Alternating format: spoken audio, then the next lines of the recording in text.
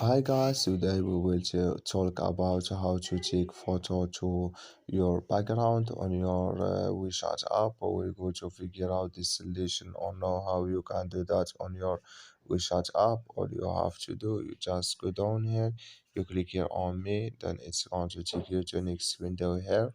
Then you just click here on settings, then you come to settings window here, and you just click here on shots, then it's going to take you to shots window here, and you just click here on background, then you come here to take photo, you just click here and it's going to take you to your camera, and you add your photo, and it's going to and you click on done, and it's going to add to your background.